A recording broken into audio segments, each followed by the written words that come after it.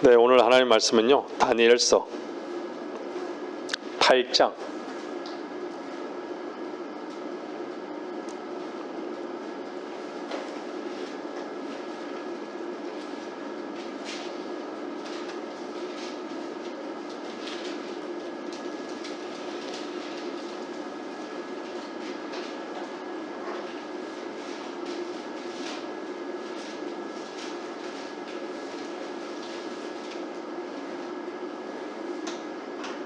25절요.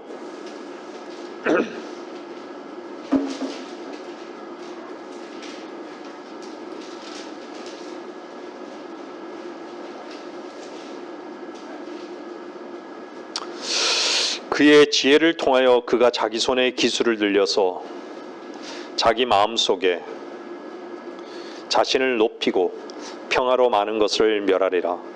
그는 또한 통치자들 중에 통치자를 대적하여 설 것이나 그가 사람의 손에 의하지 않고 부서지게 되리라. 여러분들 다니엘서 2장 말씀을 보면 느부갓네살 왕이 환상을 보죠. 꿈을 꾸죠. 그러니까 꿈의 해석자들을 결국은 알지 못하면 다 죽일 것이다 라는 선언을 하죠. 그때 나타난 게 누구였어요? 다니엘이었죠. 근데 그 일을 누가 하신 거죠? 다니엘에게 그 꿈의 해석을 하게 하신 분은 하나님이셨어요. 그게 뭐였죠? 한번 다니엘서 2장 한번 잠깐 볼까요? 거기 2장 한번 보세요. 2장 35절 보면요.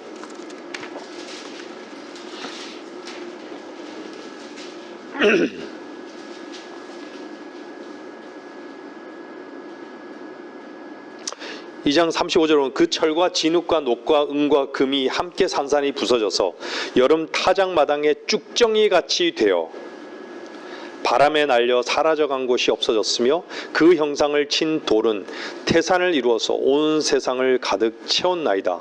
45절에 보면요, 왕께서 사람의 손을 대지 않고 산에서 떨어져 나간 돌과 그 돌이 철과 녹과 진흙과 은과 금을 산산조각을 내는 것을 보신 것은 위대하신 하나님께서 이후에 있을 일을 왕께 알게 하신 것이니 그 꿈은 분명하고 그 해석은 확실하나이다 하였더라.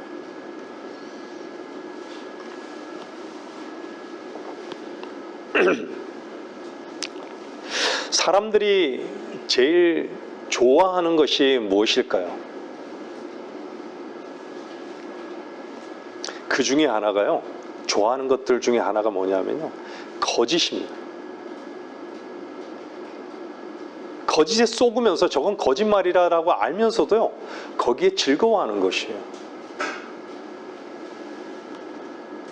사람들은요, 대부분 참된 것을 좋아한다라고 얘기하지만요, 그렇게 참된 것을 좋아하는 사람은 없습니다. 찾아보기 힘들어요. 정치판을 보세요. 다 자기는요, 참된 것을 얘기하고, 공의를 얘기하고, 공정을 얘기하고 하지만요, 보세요, 사람들요. 내 주변에 있는 사람들을 보세요. 다 거짓에만 환호하는 것이죠. 왜 그럴까요? 사람 속에는 참된 것이 없기 때문입니다. 뭐만 있죠? 거짓만 있는 것이에요. 거짓만.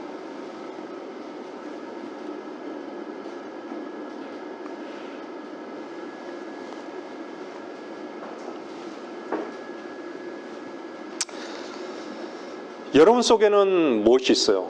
여러분 속에도 즐거움이 있고, 여러분 속에도 실망이 있고, 여러분 속에도 슬픔이 있고, 여러분 속에도 기쁨이 있고. 기쁨이 있으면 기쁨이 있는 내용이 있는 거예요. 분명히 기뻐하는 내용이 있는 거예요. 여러분의 웃음이 왜 웃음 짓게 하는지 그 내용이 여러분 안에 있는 거예요. 여러분 안에 낙심하면 낙심하는 내용이 여러분 안에 있는 것이죠. 여러분 속에 그 내용으로 있는 것입니다. 우리가 무엇 때문에 슬퍼하고, 우리가 무엇 때문에 즐거워하고, 무엇 때문에 낙심할까요? 바로 거짓 것들 때문에.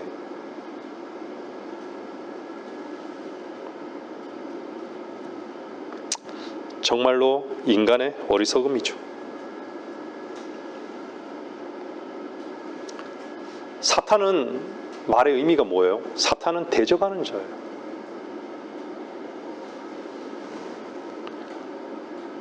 대적하는 자는 적그리스도인 것이죠. 안티죠, 안티. 누가 그러더라고요. 네? 여러분들 주변에는 수많은 안티들이 있죠. 살면서, 그죠? 직장에서도, 가정에서도. 왜 안티가 없겠어요? 내 뜻대로 안 되는 건 다 안티죠. 근데 어떤 사람이 그러더라고요. 네? 신도와 안티가 있다고. 맞아요.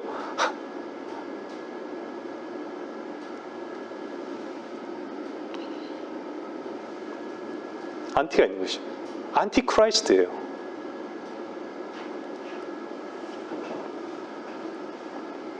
근데요, 그 어느 때보다도 한번 여러분들 매체를 한번 보세요. 매체에서 딱 등장하는 게 우리가 자주 말씀드리지만요, 요즘요 전쟁이 있잖아요. 우크라이나, 네? 러시아, 하마스, 이스라엘. 여러분들은 전쟁을 어떻게 보고 계세요? 그 속에서 일어나는 일들에 얼마나 관심을 갖고 계세요? 참, 저는 유엔에 대해서 잘 몰랐는데 이번 전쟁을 계기로 해서 유엔을 참 많이 그냥 지식적으로 알던 유엔, 성경에서 말씀하는 그 유엔을 이렇게 하는데 직접 이렇게 거기서 이루어지는 결정들 뭐 이런 데 관심을 좀 갖다 보니까 참 놀랍더라고요. 왜 놀라우냐? 우리 조금 전에 찬양했죠.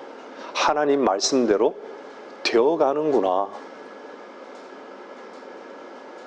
왜 이 땅에 이 유엔에는 전 세계 국가의 모든 뜻이 담겨 있잖아요. 그죠? 근데 왜 유엔에서는 평화를 얘기하고 왜 유엔에서는 이스라엘을 향해서 어떤 메시지를 주고 왜 그럴까? 왜 러시아는 그러고 왜 미국은 그러고 왜 영국은 그러고 그럴까?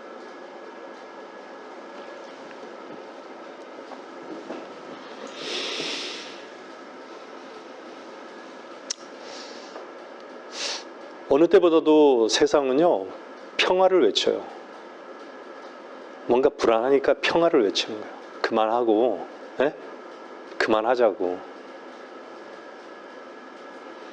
근데 참 놀라운 것은 이스라엘은 어떻죠? 끝까지 가는 거예요. 끝까지 가는 거예요. 그들에게는 뭐가 있을까요? 유대인들은요, 제가 말씀드렸지만요, 유대인은요, 메시아가 오심을 기다리는 사람들이에요. 그들에게는 덫이 있지만 분명한 덫은 뭐죠? 반드시 메시아가 오려면 뭐가 와야 되죠? 대환란을 겪어야 돼요, 이스라엘은요. 대환란을 겪어야 되는데 대환란을 겪기 전에 무엇이 조성이 돼요? 평화가 조성이 되어야 되는 거예요. 평화가. 근데 그 평화는 어떤 평화죠? 거짓 평화예요. 거짓 평화. 그래서 적그리스도의 가장 강력한 무기는요, 핵폭탄도 아니에요. 최신 기종인 전투기도 아니에요. 뭐죠? 평화라는 무기입니다. 오늘 본문 보세요. 평화로 많은 것을 멸하리라 이렇게 얘기했잖아요. 유엔은요 뭐가 있죠? 뭘 유지하죠? 평화 유지군을 유지해요. 그 평화 유지군이 하는 것이 뭐예요?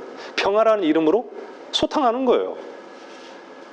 전 세계의 어떤 질서에 반하고 그 명분하에.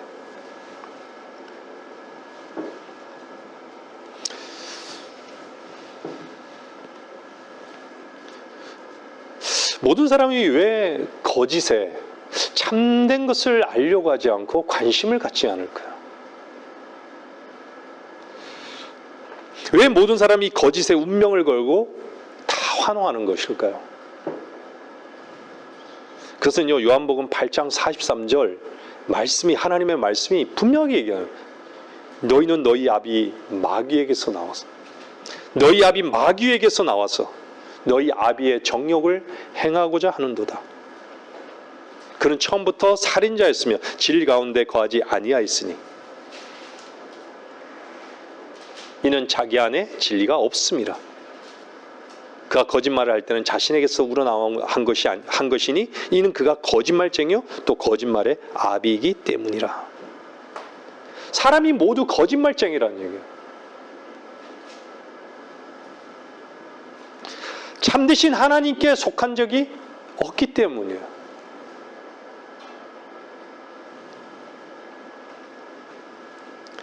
사람이 다 모두 거짓되면서도요, 자신이 거짓되면서 참되신 하나님께는 환호하지 않아요. 절대 환호하지 않아요. 증오하죠, 오히려.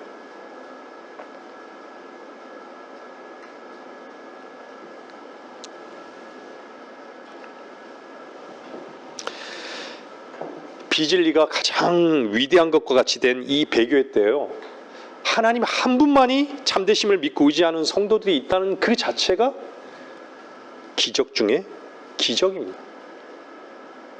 역사를 보더라도요, 그리스도인은요 소수였습니다. 그 빛이 아주 미미하게 퍼져나갔던 것이에요. 진리의 말씀조차도 그래요. 융성해진 적도 있었죠. 필라델피아 그 기간 동안은요.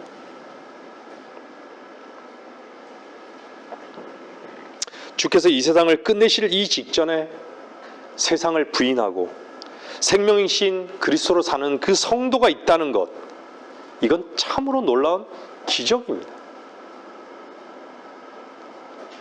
어떻게 그런 일이 있을 수 있을까요?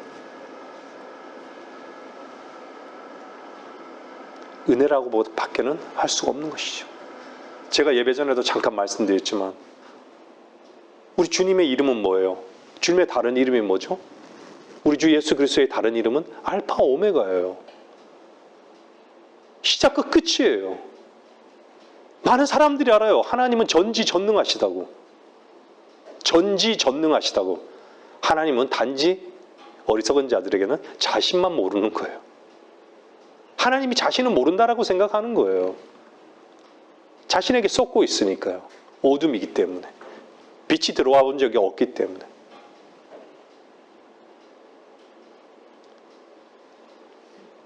끝도 있어요. 역사의 주인공이라 그러고 우주의 생사화복을 주관한다 그래요. 말은 그래요. 지식적으로는요.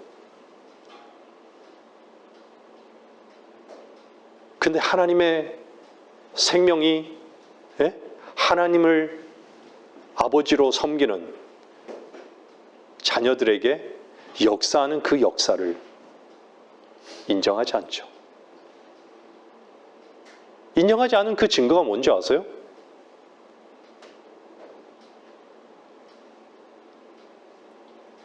자기 자신을 근거로 살아가면서 나이신 분을, I am 이라는 나이신 분을 인정하지 못해요. 자기 근거로 살아가면서.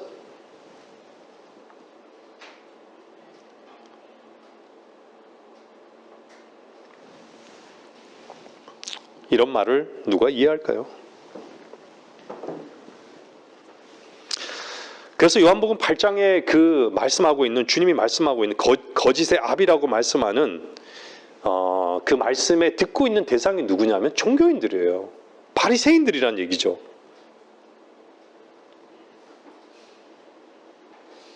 많은 군중들이, 많은 세상 사람들이 인정하는, 지금은 많은 사람들이 인정하지 않는 것 같아요. 그래서 기독교가 아니라 개독교라 부르는 것이죠. 목사가 존중받는 시대가 아니에요, 이제. 당연히 목사는 존중받을 존재는 아닌 것이죠.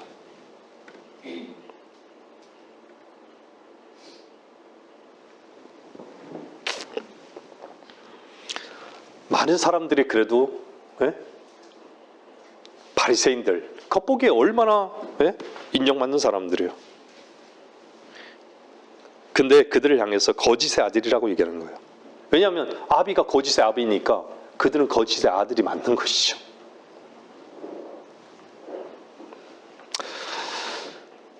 주님만 아시는 것이죠. 여러분, 빛은 어둠을요 밝혀내는 것이에요.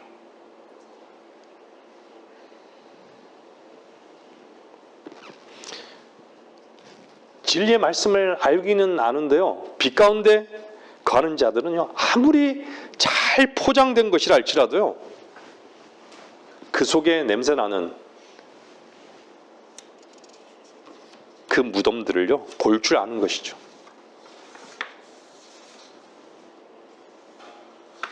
그러니까 빛이 없는 자들은요 외적인 것밖에는 볼 수가 없어요. 그래서 전부 다 거짓에 속아 넘어가는 것이에요. 아무리 포장지가 괜찮은 척 폼낸다 할지라도 그 속에는 그냥 냄새나는 시체 썩는 냄새밖에는 없는 것이죠.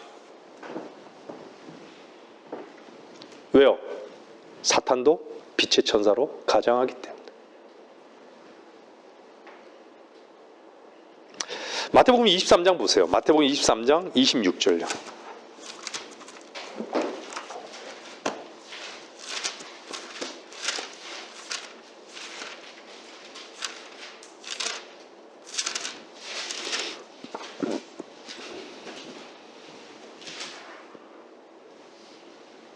마태복음 23장 26절 보면요, 너 눈먼 바리새인아, 눈먼 바리새인아, 장과 접시 안을 먼저 깨끗이 하라. 안을 깨끗이 하라 그랬지, 겉을 깨끗이 하라 그러지 않았죠? 그러면 그 겉도 깨끗하게 되리라. 안이 깨끗해야 겉도 깨끗한 것입니다. 그죠? 위선자인 서기관들과 바리새인들아, 너희에게 화 있으리라. 이는 너희가 회칠한 무덤들과 같음이라. 그들은 실로 겉으로는 아름답게 보이나 안에는 죽은 사람의 뼈와 모든 더러운 것으로 가득 차 있도다. 진리의 말씀을 모르면요, 빛이 그 안에 없기 때문에 다 속는 것이에요.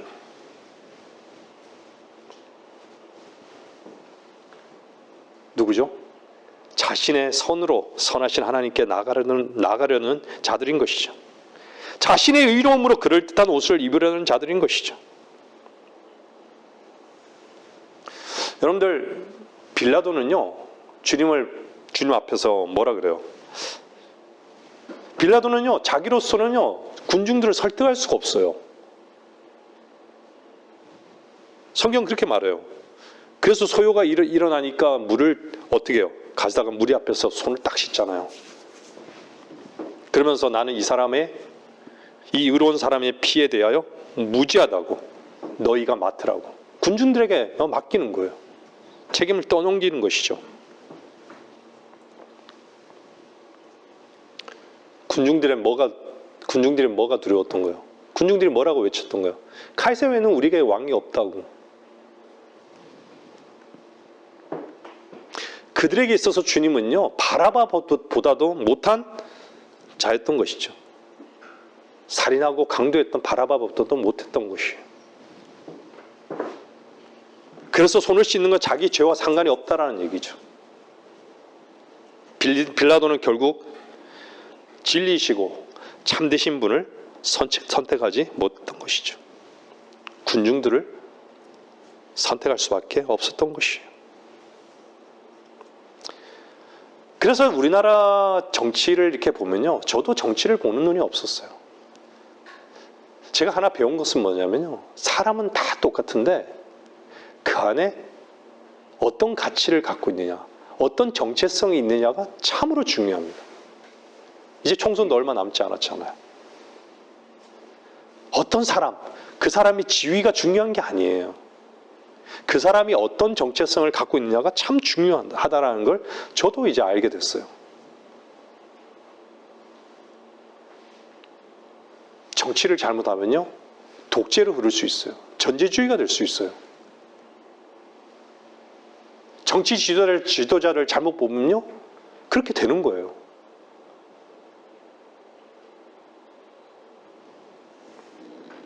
정치 지도자를 잘못 뽑으면요 어떤 일인 줄 아세요? 여러분이 여기에서 예배도 못 드릴 수 있어요. 잘못 보면요 여기 있는 사람들을 잡아갈 수도 있어요.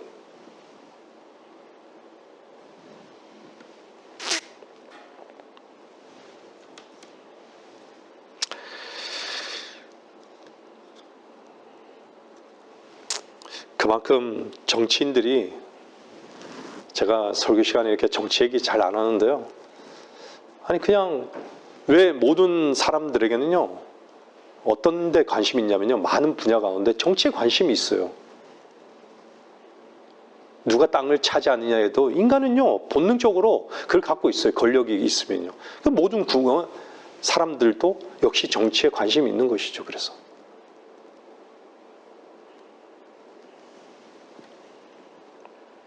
정치인들이 거짓된 이유는요 사실은 정말 군중들이 어리석기 때문인 것이에요. 그래서 어리석은 정치 지도자를 뽑을 수밖에 없는 것이죠. 빌라도는 분명히 그 민중들을 사랑한다고 얘기했을 거예요. 난 너희를 사랑하기에 예수를 내어주겠다. 이게 겉으로는요 평화의 제스처인 것이에요. 그래서 손잡는 거죠. 그래서 정치 지도자들은요 위장된 평화로 진실을 포기하고 외면하는 것입니다. 여러분 한번 예레미야 5장 한번 보세요. 예레미야 5장 30절.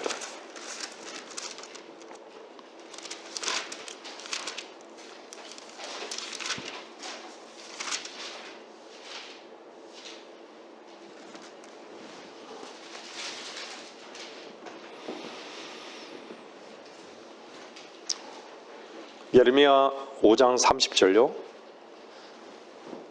경이롭고 무서운 일이 그 땅에서 행해지는도다. 경이롭고 무서운 일이 그 땅에서 행해지는도다.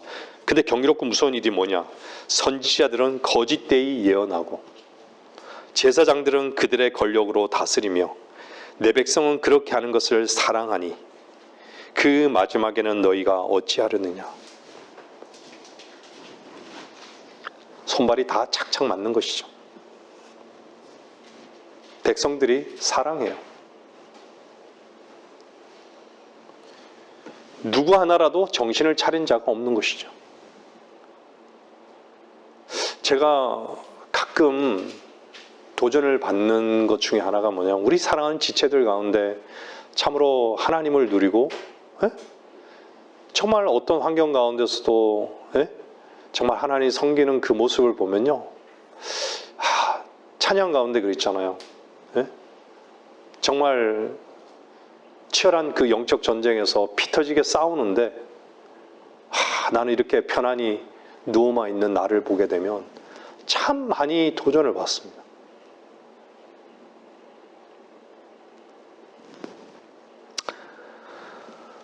어떤 상황에서도 주님을 사랑하는 모습을 보면요 그게 우리가 주님을 섬기는 형제 자매로서 지체로서 얼마나 큰 위로가 되고 얼마나 큰 도전이 됩니까?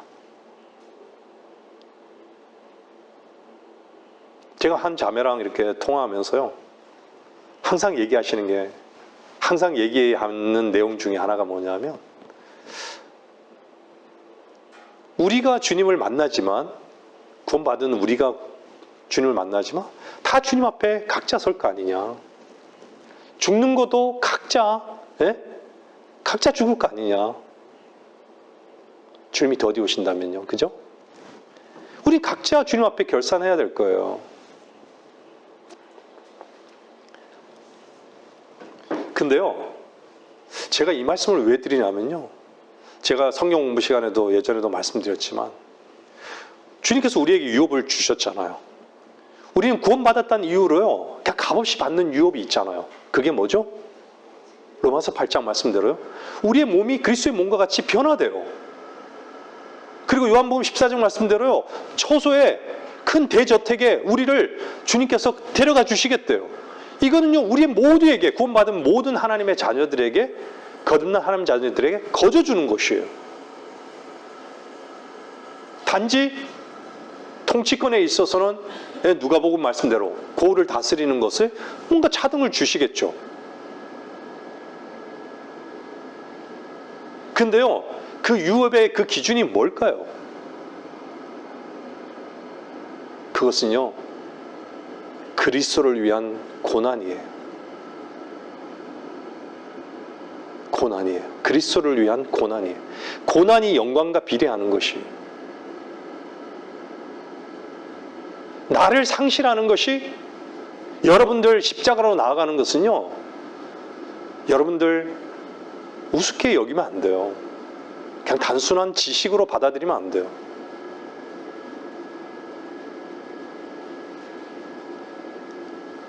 오메가 되신 그분이 우리를 그 자리에 세울 때요, 반드시 결산하는 것은요, 우리 이것으로 결산하는 거예요.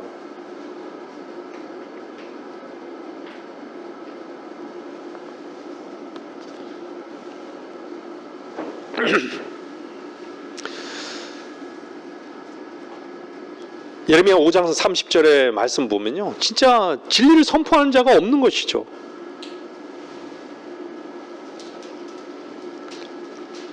오직 세상인 자기만을 사랑하는 것이죠.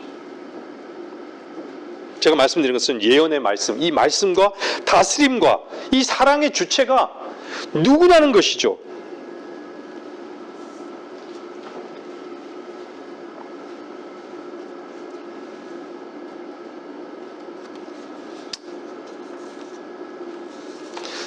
진짜 정치와 종교는 아편입니다. 제가 유튜브를 이렇게 쭉 보면서요, 정말 이 마지막 때는요, 인본주의의 극치예요. 물질주의가 극치예요. 종교인들의 수많은 지도자들의 그 설교를 하는 설교를 들으면요, 다 자기 근거로 하나님께 나가는 자예요. 다 하나같이 카인이에요. 카인의 종교예요. 거기서 들을 수 없는 유일한 단어는요, 십자가예요. 십자가.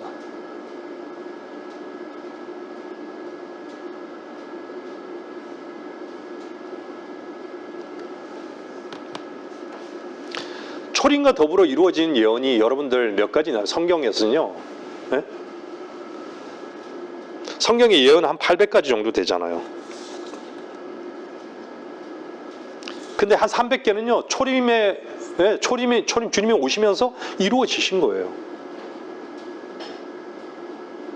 근데 그 초림에서 이루어진, 여러분들 문자 그대로 초림에서 이루어졌던 그 초림에 관련된 예언이 한 48가지 정도 되거든요. 근데 그 48가지가 이루어지는 그 확률적으로요, 확률로 보면요, 10의 157승분의 1, 10의 0을 157개를 쳐야 되는 거예요. 그 초림의 그 48가지가 이루어진 확률인데, 앞으로 주님이 오시는 그 재림과 더불어 전후해서 이루어질 그 확률은요, 앞으로 이루어질 그 예언은 500가지가 되는데, 그것을 이루어질 확률은요 1600분의 1, 10의 1600분의 1. 10의 동그라미를 1600개를 쳐야 되는 거예요. 제가 잠깐 예배 전에 그랬잖아요. 알파 오메가. 주님의 다른 이름이 알파 오메가라고요.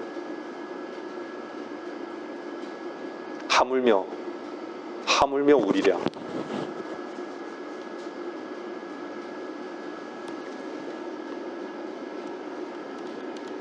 본질을 보는 눈이 없고, 역사를 주관하시는 분의 말씀을 믿는 눈이 없는 것이죠. 그런 것이기에 다 속는 것입니다.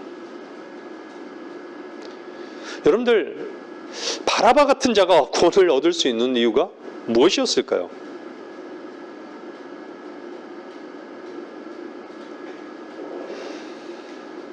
죄가 많고 적은 것의 문제일까요? 아니에요. 주님 편에 섰기 때문에. 계좌에 말씀드리지만요, 구원은 내가 어떻게 행했느냐에 의하지 않습니다. 어디에 속했느냐, 어디에 분별됐느냐. 교회라는 것 자체가 세상에서 분리된 모임이잖아요. 구원은요, 분별된 거예요. 갈라져 나온 것이죠. 따로 떨어져 있는 것입니다. 내가 어떤 자매랑 교제를 나눴지만요, 여러분들, 우리는 누구를 만나더라도요, 만나야 될 목적 자체가 뭐냐면 구원의 복음을 전하는 도구로 들여지는 거예요. 여러분, 그리스도인이 세상 사람들과 만나 세상 사람과 관계를 갖잖아요. 관계를 가지면요, 세상이 끌어당기는 힘이 강할까요? 그리스도인이 끌어당기는 힘이 강할까요? 세상이 끌어당기는 힘이 훨씬 더 강합니다. 그것은 제가 예를 들어서 말했지만요, 책상 위에 내가 위에 올라가 있고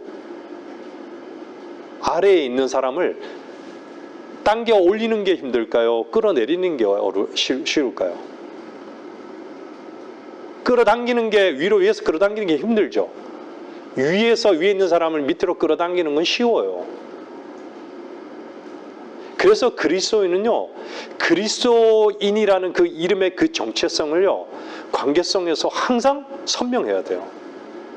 그렇지 않으면 그냥 끌려가는 거예요, 뭐든지.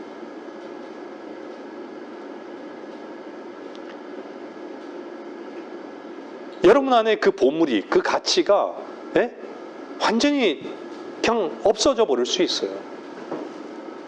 한순간이에요, 한순간. 세상이라는 그 세상이 잠식되는 거예요. 세상이 뭐예요? 사람이 세상이잖아요. 보이는 세상도 세상이죠. 사람이 세상이잖아요.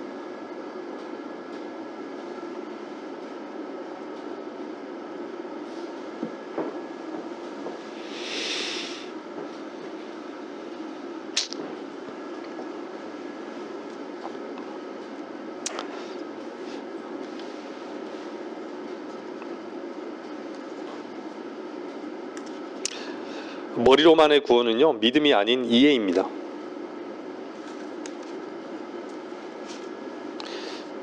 자신을 부인하지 않아도 얼마든지 가능한 것이죠.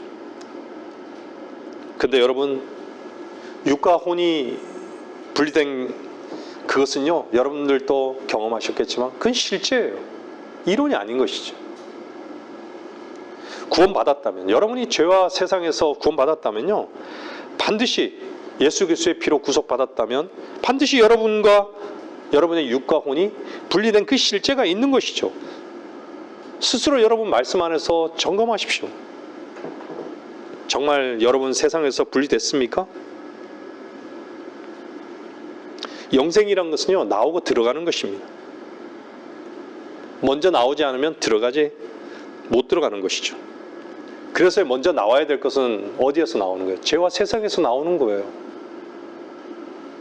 죄와 세상에서 나오고요, 그래야지 의와 예수 그리스도에게로 들어가는 것입니다.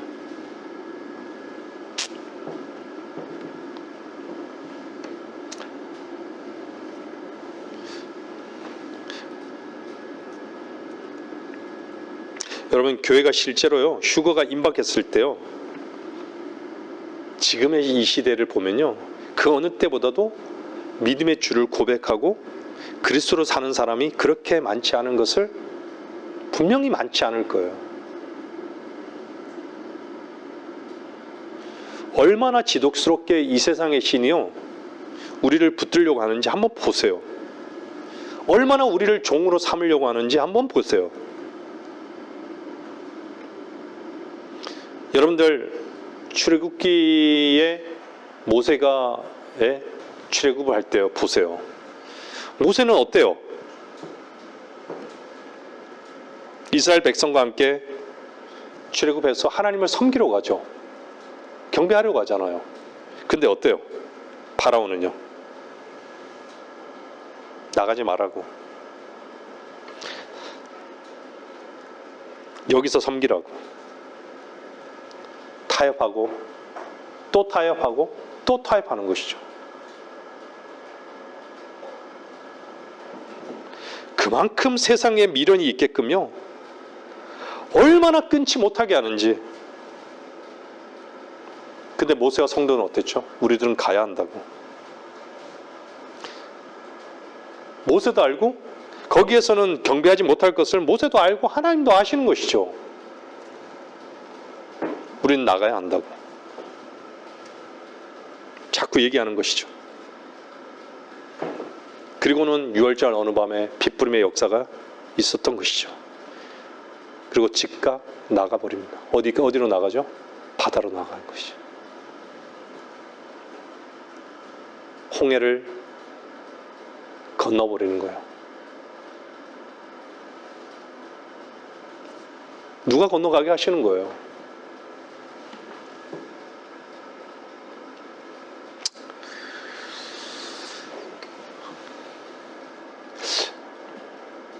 저는 어느 때보다도 주님을 섬기면서요, 마귀의 독소가 얼마나 강력한지를 많이 경험하는 것 같아요. 옛날에는 마귀에 대한 어떤 이론이나 또 마귀의 존재에 대해서 뭐 출처나 이런 것을 그냥 알고 있었다면요, 정말 우리 내 안의 인격 속에 정말 내가 마귀로 살았구나, 이런 부분들을 참 많이 발견하게 돼요. 여러분은 어떻습니까?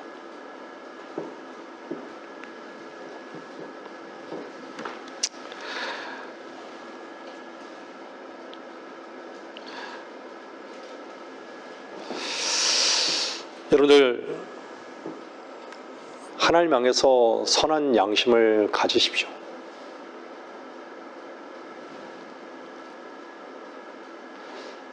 선한 양심이 하나님을 향해서 여러분들로 하여금 나아가게 합니다.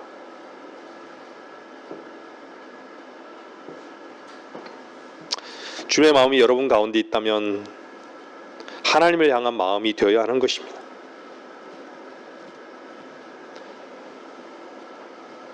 여러분의 마음을 세상을 향해서 두고 세상을요, 물에 다 잠겨버리고 통과해야 하는 것이죠. 그렇지 않으면요, 절대로 경배하지 못합니다. 세상에서 하나님을 경배할 수는 없습니다. 그런 생각이 있다면요, 그것은 이 세상 신의 생각입니다. 파라오가 뭐라 그래요? 여기서 섬기자고, 여기서 하나님 섬기라고 하잖아요.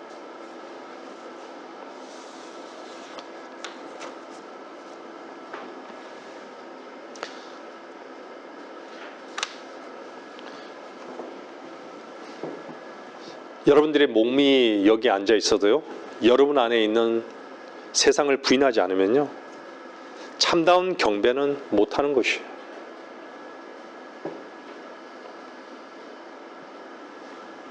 그 세상이 뭐죠? 여러분의 가치관과 세상을 향한 생각입니다. 미련입니다.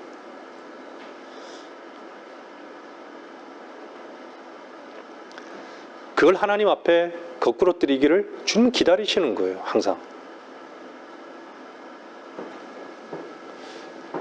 저는 제 자신만, 여러분 자신만 하나님을 배제하고 나 자신만 경배하는 삶을 살았어요. 의지 숭배를 너무나도 철저하게 했던 사람 중에 하나입니다. 저는 저 자신을 부인한 적이 없어요. 옛날을 돌아보면. 예배드리기 전에 저 자신을 부인해 본 적이 없어요.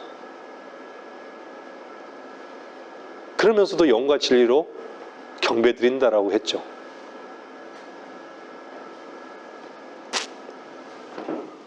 다시 돌아갔어요. 여러분, 그 정치 지도자들이나요, 종교 지도자들의 그 특징이 뭔지 아세요? 공통점이요? 세상을 향해서 절대로 부정적인 그런 관을 갖고 있지 않아요. 그 사람들은요, 마음과 실제가 달라요. 그 사람의 가치는요, 인간의 그냥 엑기스를 가지고 그냥 노력하면 된다고, 절대로 세상을 향해서 부정적이지 않습니다. 그냥 달콤한 속임수를 내어놓는 데는 아주 기가 막힌 것이죠. 그래서 그들이 얘기하는 단어들이 항상 뭐죠? 평화를 얘기하고, 하나됨을 얘기하고, 사랑을 얘기하고, 평화의 기도니. 얼마나 정치인들이요, 성경에 있는 단어들을 인용하는지 몰라요. 뭘 잘못하면 거듭나겠다고. 네?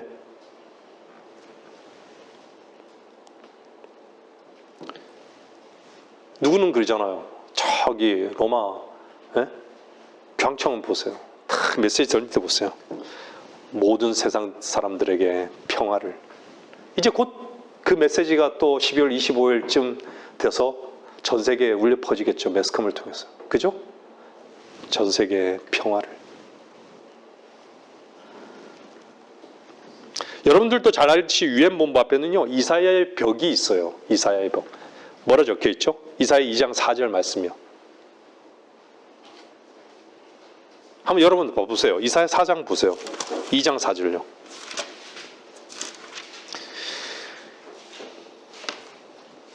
이사야 2장 4절 보면요.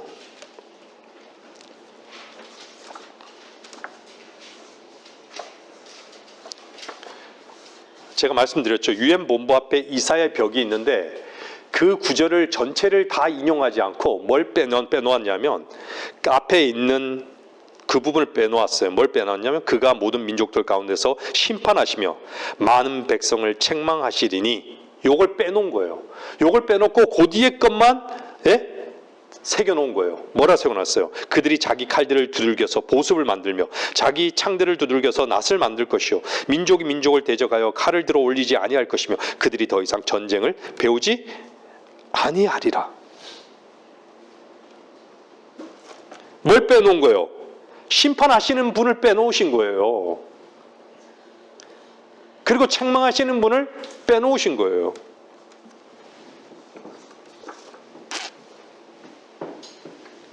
주님의 재림을 통한 심판. 의의 왕으로 화평의 왕으로 오실 주 예수 그리스도의 다시 오심에 대한 말씀은 쏙 빼버린 것이죠.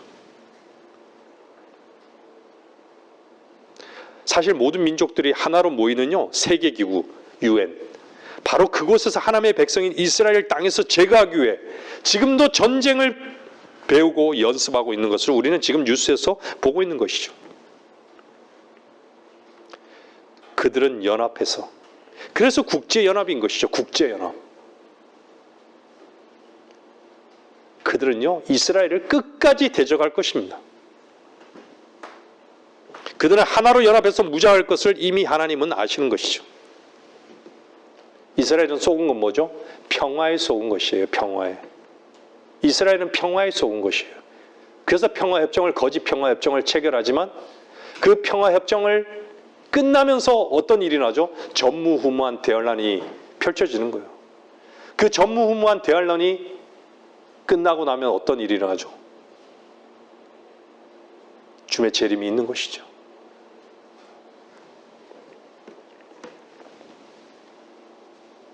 하지만 그 결과는요, 재림 때 주 예수의 발에 그들은요, 짓밟혀 몰살 당하게 될 것을 계시록 19장 15절은 이미 말씀하고 있는 것이죠.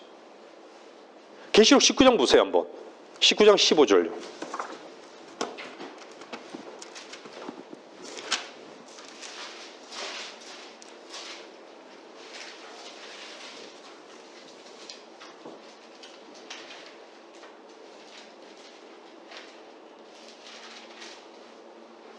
그의 입에서는 예리한 칼이 나와서 그것으로 민족들을 칠 것이요 또 철장으로 그들을 다스릴 것이며 그는 전능하신 하나님의 맹렬한 진노의 포도즙 틀을 밟으실 것이라.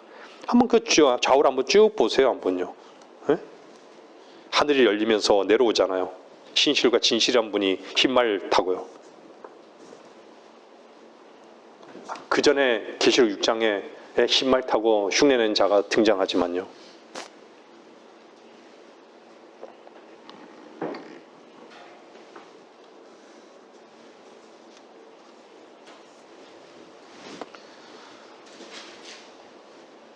인간들에게는 6,000년 동안 치유되지 않은 병이 있습니다. 그게 뭔지 아세요? 모든 것이 잘 될 것이다. 모든 것이 괜찮을 것이다. 그래서 세상과 자기 자신을 향해서는요, 엄청난 가능성을 두는 것이에요. 몽상가들인 것이죠. 꿈꾸는 것이죠. 정신을 못 차리는 것이죠. 어떻게 될지 몰라요. 여러분 마태복음 4장에서 마귀가 주님께 왔잖아요. 근데 주님께서 넘어가셨어요? 안 넘어가셨어요. 왜요?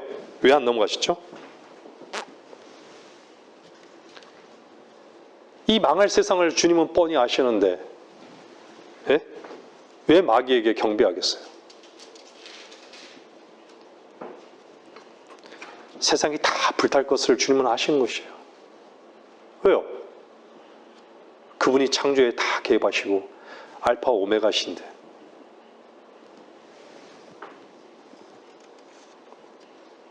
여러분 안에 주님 계십니까?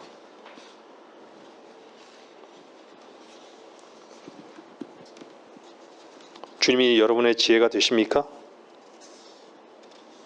안 보이세요? 여러분 속에 그토록 크게 자리 잡고 있는 세상이 끝날 게 안 보입니까? 그냥 제가 여러분에게 겁주기 위해 하는 말 아닙니다. 정말 그날이 우리 눈앞에, 우리 앞에 와 있는 게 안 보이십니까? 왜 세상을 경배하십니까? 도대체 왜 그걸 섬기십니까? 자기 자신과 세상을 향해 가능성을 둔 몽상가들에게는요, 그래서 성경이 증오문학인 거예요. 그래서 성경을 내던져 버리는 것이죠. 여러분, 성경을 많이 보세요. 여러분 눈이 잘 보일 때 성경을 많이 보세요. 성경에 소망이 있습니다. 위로가 있습니다.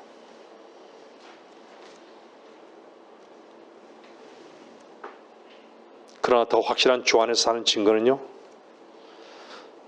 싸우지 않는 사람은 절대로 주님 안에 사는 거 아닙니다. 말씀은 칼입니다. 우리가 왜 말씀의 칼을 갈아야 할까요? 여러분들 말씀의 칼로 인해서 자유하게 된 사람들 아닙니까? 그 말씀의 칼로 인해서 여러분들이 참으로 만족하며 평안을 누리고 있지 않습니까?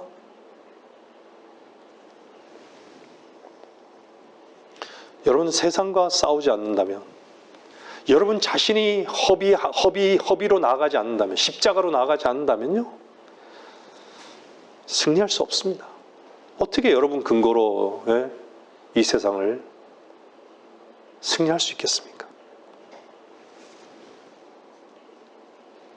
기도가 승리의 비결이 아니에요. 성경 공부, 설교 듣는 것, 예배 참석이 승리의 비결이 아닙니다. 승리의 비결은요, 싸우는 것입니다. 싸우지 않고 무슨 승리가 있겠습니까? 승리 없이 말씀의 지경이 넓혀질 것 같습니까? 착각하지 마십시오.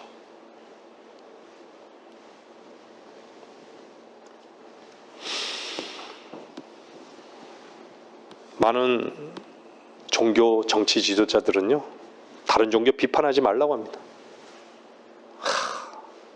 진짜 종교다원주의,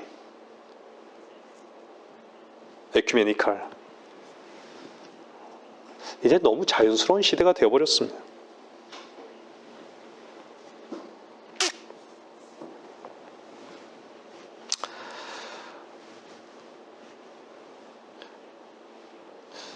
예레미야 23장에서는요, 뭐라고 말씀하시냐면요, 예레미야 23장 28절에 꿈을 가진 선지자는 꿈을 말하며 내 말을 가진 자는 내 말을 신실하게 고할지니라.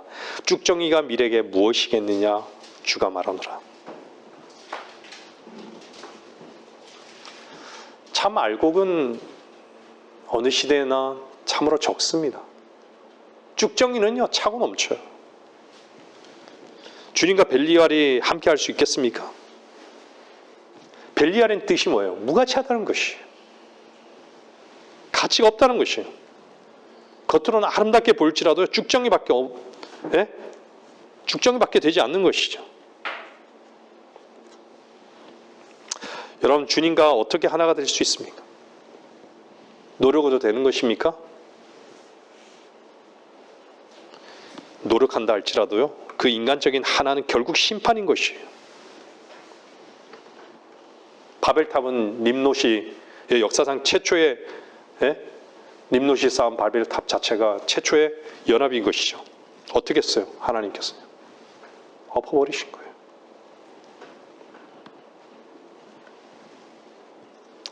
유일하신 하나님, 참되신 진리가 무시되지 않는 한 결코 하나가 불가능한 것이죠.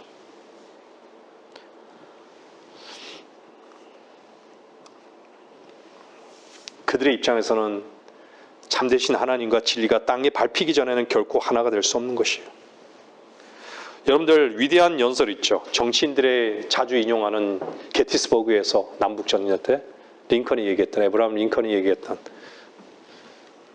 남북전쟁의 승리를 이끌었던 링컨이 그 게티스버그에서 어떤 연설을 했어요? 우리 사회 시간에도 배웠는데 전 국민을 위한 국민의 정부.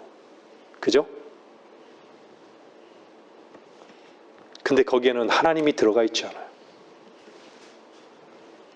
수많은 박수를 받고 수많은 정치인들이 인용하지만요, 거긴 하나님이 없어요. 거기에서 남북전쟁에서 죽었던 그 얼마나 많은 젊은이들이 있었습니까? 얼마나 무수한 젊은이들이 피를 흘렸습니까? 전부 다 거짓된 것이죠. 그 남북전쟁에서 죽었던 젊은이들 중에 한 사람이라도 무덤에서 일어난 자 있었습니까? 저는 이번 주에 그런 부분을 생각해 봤어요. 여러분들, 주님은요, 죽고 다시 살아나셨죠. 그죠? 근데 주님은 죽고 다시 살아나셨는데 그분은 영원히 사시는 분이세요.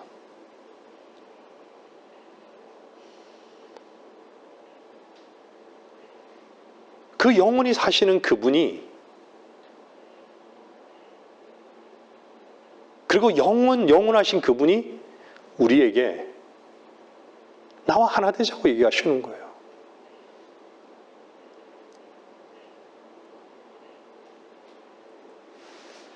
주님이 다시 살지 않았다면 우리는 소망도 없고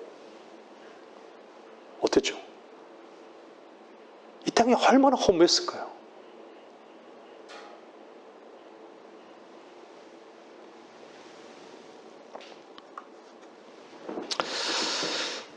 계시록 16장에는요, 그가 그들을 히브리어로 아모겟돈이라고 하는 곳으로 모으더라.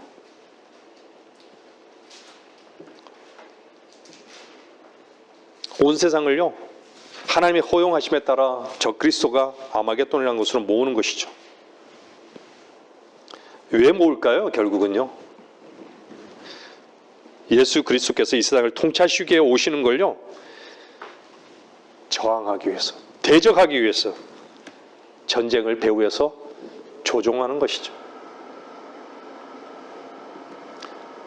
아마겟돈은 영화로도, 그 영화 제목으로도 사용됐었죠.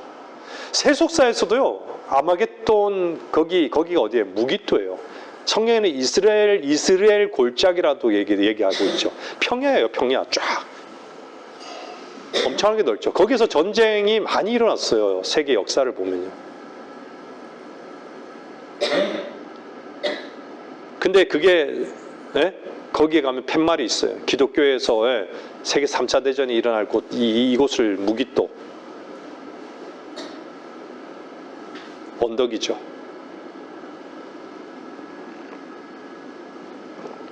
세상도 아마겟돈 이제는 많이들 알아요. 근데 세상은요, 결코 그것을 믿지 않죠. 주님은 화평을 가지고 재림하실 것입니다. 근데 전제 조건이 뭐죠? 칼이 먼저 오는 거예요, 칼이. 계좌에 여러분 심판의 목적이 무엇일까요? 여러분 심판하면요, 제가 말씀드린 이 아마겟돈만을 염두에 두고 말씀드린 게 아니에요. 여러분도 여러분 매일 날마다 여러분 자기 자신에 대한 심판을 십자가로 나가지 않습니까? 심판의 목적이 무엇이에요? 하나님의 심판의 목적이, 그것은요, 회복입니다. 회복.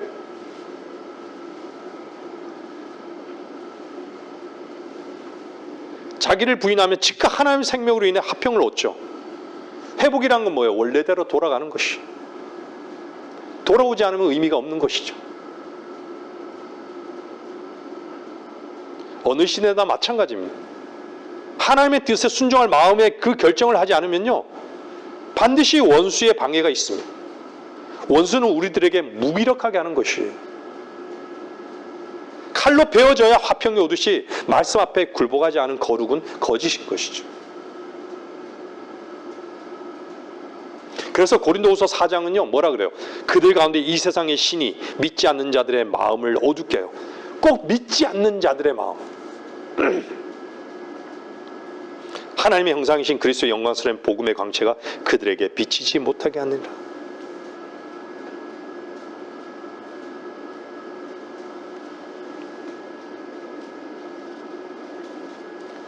주의 빛을 모르는 자들, 하늘을 향해 소망을 두지 않는 자들, 이 땅의 모든 자들은요 그냥 긍정적인 세상을 향한 그런 청사진에 박수치고 그냥 따라가는 것이죠.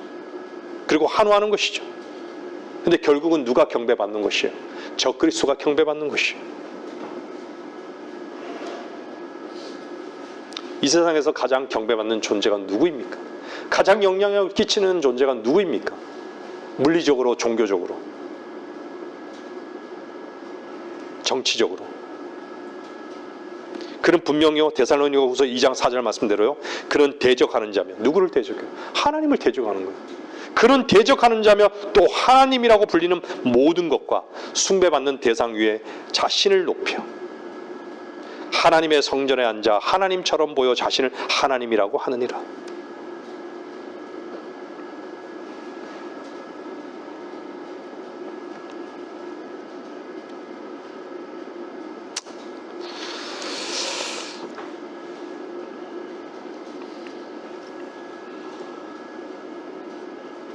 이 시대는요 정말 유일하게 분명하게 말씀드릴 수 있는 것은, 이 시대는요 벌거벗은 것을 알지 못하는 시대예요.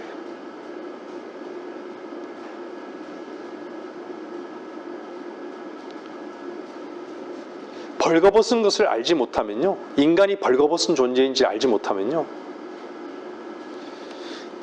진리와 빛이 전혀 역사할 수 없습니다. 그것이 배교의 시대예요. 제가 성경 공부 시간에 예전에 말씀드렸잖아요. 누가 새도 털이 있고 짐승도 가죽이 있잖아요. 인간은 스킨이라고 하죠. 인간은 드러내지를 못해요. 그냥 속에 다 감추는 것이죠.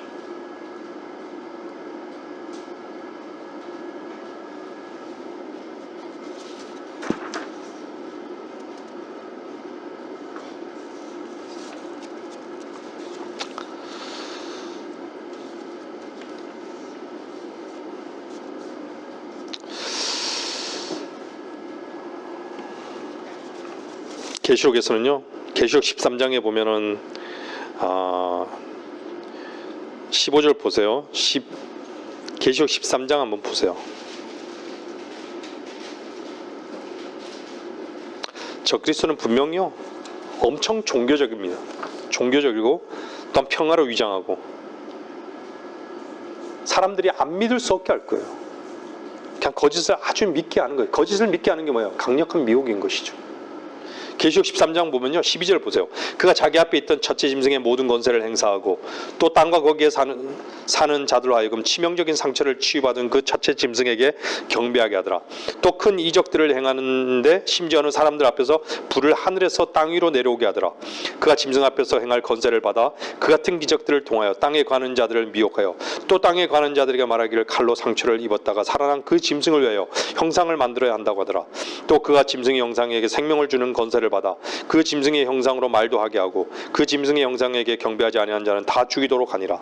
그가 모든 자, 즉 작은 자나 큰 자, 부자나 가난한 자, 자유자나 종이나 그들의 오른손이나 이마에 표를 받게 하고 그 표나 짐승의 이름이나 그의 이름의 숫자를 지닌 사람을 제외하고는 아무도 사거나 팔 수 없게 하더라. 지혜가 여기에 있으니 지각이 있는 자는 그 짐승의 숫자를 헤아려 보라. 그것은 한 사람의 숫자이니 그의 숫자는 666이니라.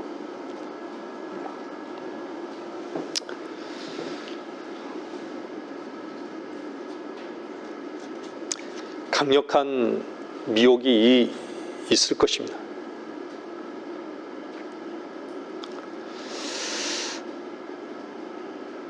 참 두렵고 무섭고, 예? 참 놀라운 일인 것이죠. 그걸 다니엘서 7장은요 이렇게 말씀하고 있어요. 이 일 후에 내가 밤에 환상들을 보았고 넷째 짐승을 보았는데 두렵고 무서우며 힘이 매우 세고 또 철로 된 큰 이빨을 가졌더라. 그 짐승이 먹고 산산이 부수며 그 나머지는 발로 밟더라. 그 짐승은 먼저 있었던 모든 짐승들과 다르며 또 짐승은 10뿔을 가졌더라.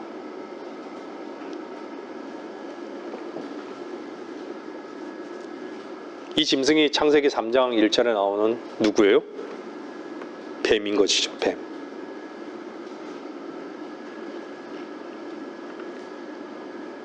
창세기 3장의 뱀은요 가장 뭘로 속인 것이죠? 긍정으로 속인 거예요. 이야, 참으로 세상을 향해서 긍정적인 것으로 나왔던 것이 뱀이었던 것이에요.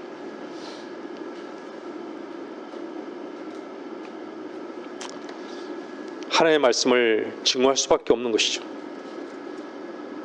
하나님과 짐승이 그리스도와 적그리스도가 대치될 수밖에 없는 것이죠. 주님은 이 세상은 불탈 것이라고 하는데 적그리스도는 뭐라 그래요? 보암직하고 먹음직하고 지혜롭게 할 만큼 긍정적이라고. 모든 세상이. 그게 첫 번째 짐승으로 기록하고 있는 뱀. 그게 사탄의 설교였어요. 첫 설교였어요. 전부 다 그래서 거기에 다 넘어가는 것이.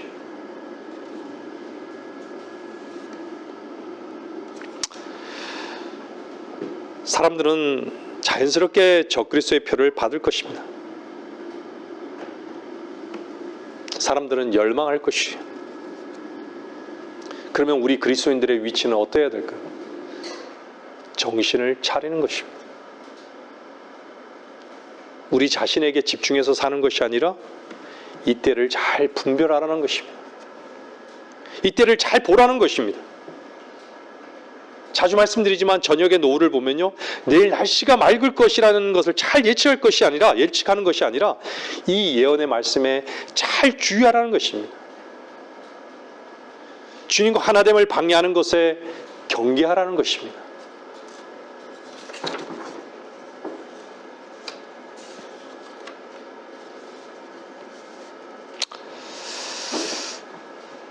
우리가 잘 알지만 다니엘서 9장 한번 집에 가서 한번 보세요. 적그리스도는요 이스라엘과 더불어요 많은 사람들과 더불어 한 주 동안 언약을 확정합니다. 그리고 그 주의 중간에 그가 희생자와 예물을 금지시킨다라고 말씀하는, 파기하는 것이죠. 언약을. 그래서 이사야 28장만 한번 볼까요? 이사야 28장 한번 찾아볼게요. 이사야 28장 15절.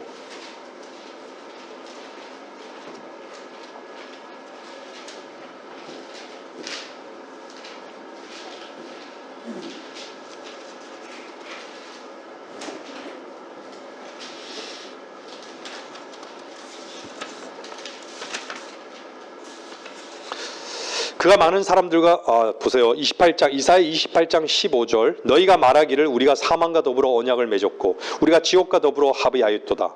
넘치는 재앙이 지나갈지라도 우리에게 임하지 못하리니 이는 우리가 거짓을 우리의 피난처로 삼았고 허위 아래 우리가 우리 자신을 숨겼음이라 하였도다.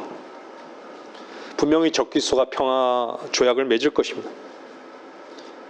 온 세상 사람들에게 아주 매혹적인 거죠. 평화라는 깃발 아래 다 모이는 것이에요. 그 누가 쏘는다 그래요? 유대인들은 쏘을 거예요. 그 평화에. 지금은 어떻죠? 여러분들 성경을 자세히 보면요, 진짜 이스라엘 땅, 그 위에 시리아, 레바논, 이라크 다 연관이 있어요. 하나님께서 그 주변국들을요 다 재림하면서 멸망시킬 거예요. 다 칠 거예요. 암몬, 레바논, 시리아 다 칠 거예요. 그 성경에 기록하고 있어요.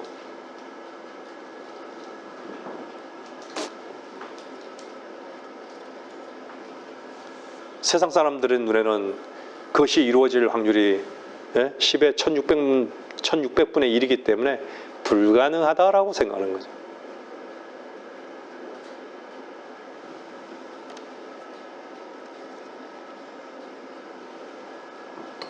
거기에 누가 서는 거예요?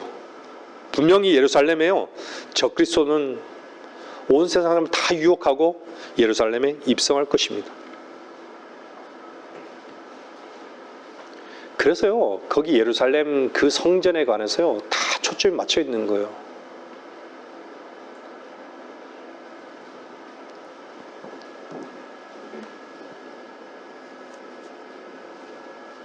거기에 그 자리에 한 비열한 사람이 선다라고 다니엘서 11장 말씀하고 있습니다.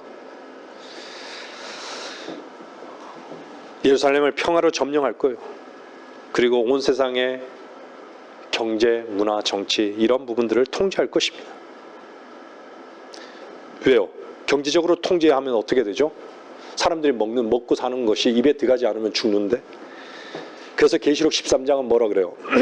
그 표나 그 짐승의 이름이나 그의 이름의 숫자를 지닌 사람을 제외하고는 아무도 사거나 팔 수 없게 하더라.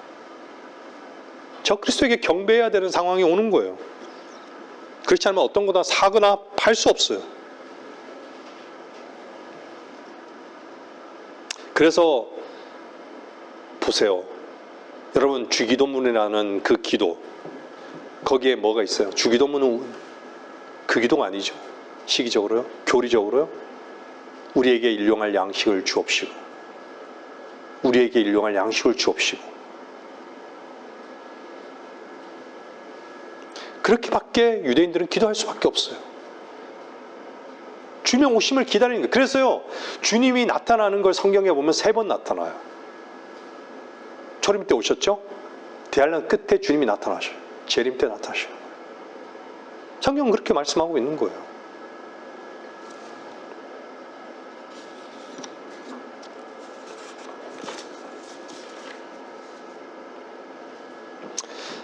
우리에게는 참 소망의 말씀인 거예요. 이런 말씀들이.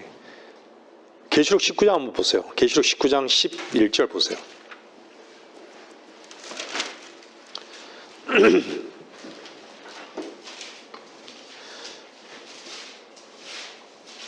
계시록 19장 11절. 또 내가 하늘이 열린 것을 보니 흰 말이 보이더라. 그 위에 앉으신 분은 신실과 진실이라 불리며, 우리 아까 봤죠, 의로 심판하고 싸우시더라. 또 내가 보니 그 짐승과 땅의 왕들과 그들의 군대가 그 말 탄 분과 그의 군대에 대적하여 전쟁을 하려고 다 함께 모였더라. 그러나 그 짐승이 잡히고 짐승 앞에서 기적들을 행하던 거짓 선지자도 그와 함께 잡혔으니 그는 짐승과 더불어 그 짐승의 표를 받은 자들과 그의 형상에 경배한 자들을 속이던 자라. 이 둘이 유황으로 불타오르는 불못에 산채로 던져있더라. 여러분, 성경을 한번 보세요. 다니엘서를 보고 한번 봐보세요. 주님은 뭐라고 묘사하고 있어요? 어린 양, 사자, 예? 그죠? 근데 사탄도요, 다 주님을 흉내내는 거예요. 하나님의 삼위일체를 다 흉내내버려요. 적그리스도는 3년 반 동안요, 예? 42달, 성경의 42달 한번 살펴보세요. 그 계시록 13장 5절에 뭐라 그래요? 그 짐승이 큰 일들과 모독하는 말들을 하는 입을 받았으며 또 42달 동안 활동할 건세를 받더라. 42달은 얼마예요? 3년 반인 것이에요.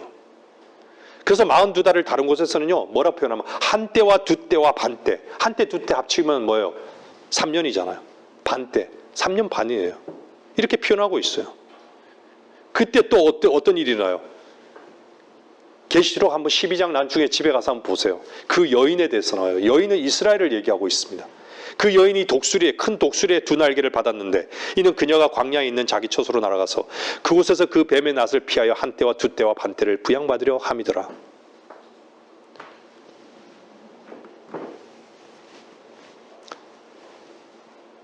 반이 지난 후에 평화협정이 깨지고요, 그때부터 대환란이 시작되는 거예요. 그리고 적그리스도의 때는요, 한때와 두때와 반때, 그 42달 동안 완전히 짓밟아 버리는 것이죠.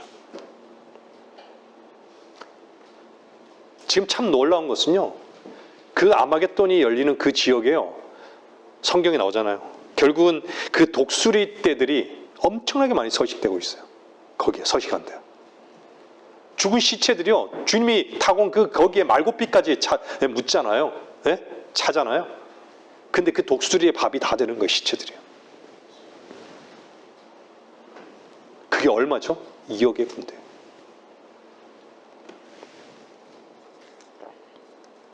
근데 여기서요. 예? 큰 독수리의 두 날개를 받았잖아요. 그죠? 그래서 마태복음 24장의 대환란에 대해서 쭉 얘기하잖아요. 그러면서 너희는 피난한 일이 겨울에나 안식일에 일어나지 않도록 기도하라. 이렇게 얘기하잖아요. 마태복음 24장은요. 지금부터 2000년 전에 쓰여진 거예요. 여기에 피난한다는 게 영어적으로 뭐로 표현한 줄 아세요? 플라이트로 표현한 거예요. 플라이트. 플라이트가 뭐예요? 플라이트가 비행기잖아. 비행기요. 피난하리 비행기 타고 가는 거예요. 이런 걸 하나님께서 다 말씀으로 기록해 놓으셨던 거예요. 우리에게 경고하고 계신데도 믿지 않는 것이죠.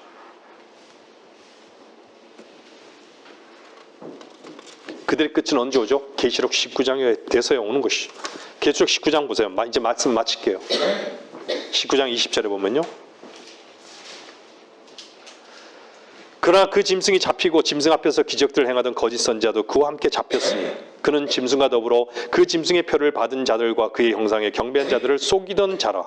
그 둘이 유황으로 불타오르는 불못에 산채로 던져지더라. 끝장나버린 것이죠.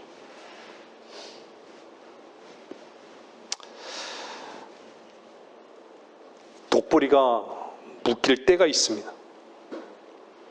지금은 연합하고 평화로 하고 있죠. 평화를 부르짖고 있지만요. 주님께서 불사르기 딱 좋도록 지금은 어떻죠? 단단히 묶여져 가고 있는 것이죠.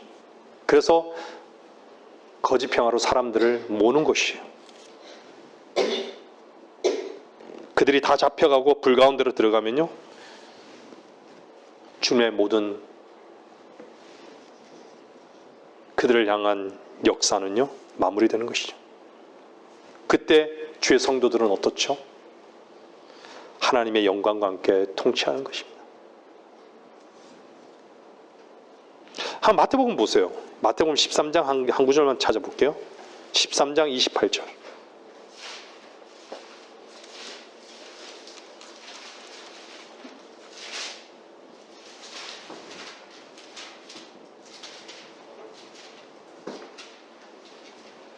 마태복음 13장 28절 말씀 보면요. 그 주인이 그들에게 말하기를 원수가 이렇게 하였구나 하자 그 종들이 그에게 말하기를 그러면 우리가 가서 그것들을 한데 모으기를 원하시나이까라고 하니 주인이 말하기를 아니라 독보리를 한데 모으다가 곡식까지 함께 뽑으면 아니 되느니라. 추수 때까지 둘 다 함께 자라도록 두었다가 추수 때에 내가 추수꾼들에게 말하여 먼저 독보리를 모아서 불사르기 위하여 단으로 묶고 곡식은 내 곡식 창고로 모아드리게 하리라고 하니라 하시더라. 여러분들 우리가 신학적으로 전천년주의 이렇게 하는데요. 전천년주의. 천년왕국은요. 주님이 오시기 전에는 이루어질 수 없어요. 근데 이 전천년주의라는 것이 어떤 이론이 아니에요. 그래서 주님이 말씀하셨고요. 사도들이 믿었고요. 예? 그 위에 많은 그리스도인들이 믿었던 거예요.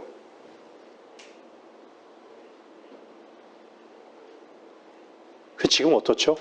휴거를 얘기하면 이단이라고 그래요. 주의 재림 믿지 않아요. 계시록 이미 이루어진 사건이다라고 생각해요. 사람들 눈에는요. 지금밖에는 보지 않아요.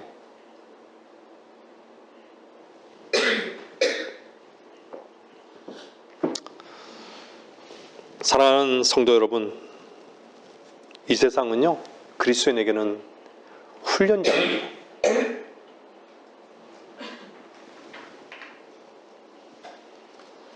칼도 써야 되고요, 총 쏘는 법도 알아야 되고요, 전쟁을 하려면요, 막으려면 방패도 쓸 수 아는 방법을 배워야 돼요. 그런 훈련장이에요.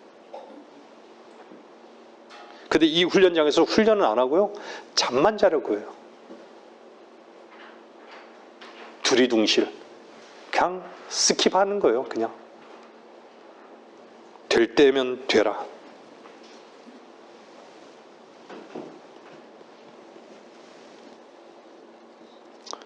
그냥 365일 그냥 쉬려고만 하는 것이죠. 하나님의 말씀의 칼을 어떻게 사용하는지 관심도 없고, 말씀으로 인한 전쟁은 하지도 않고, 주님을 대적하는 자들을 향해서 여러분 어떻게 싸울 것입니까? 로마는 정치 집단입니다. 그들이 추구한 게 뭐예요? 바티칸 교회가요? 보편적 교회라고 해요. 교과서에서 나와요. 보편적 교회, 유니버설 처치라고 나와요. 그들은 물리적이고요, 종교적인 그 강력한 힘을 다 가지고 있어요. 그들은 엄청난 부자예요. 이미 아마 많이 알베르토 신부에 의해서 드러났잖아요. 엄청난 보물들이 엄청난 거예요. 그들에게는. 그 가장 나라 같지도 않은 나라, 조그만 나라가 대사를 파견하잖아요. 교황은 자기를 지키기 위해서요, 얼마나 많은 무장 군인들이, 무장 경호원들이 있어요.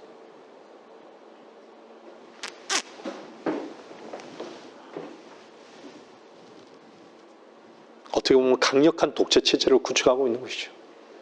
앞으로 이 시대는요, 뭔가 자유민주주의, 제 개인적인 생각이에요. 자유민주주의라는 이름을 내걸고 전제주의 국가가 될 수 있어요. 세상은요, 왜 여러분들 자꾸 진보 쪽으로 나갈까요? 그것은요, 세상을 사랑하기 때문이고요, 사실은 하나님을 대적하기 위함이고 적그리스도의 길을 예비하는 것이에요. 그 본질적인 것을요, 성경 안에서 못 보면요, 사람들은 세상을 제대로 보는 게 아니에요. 그리스도인들이.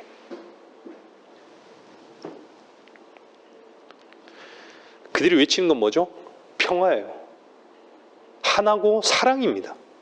인류예요. 전부 다. 어디서 온 거예요? 이게 다 모두 거짓의 아비에게서 온 것이에요.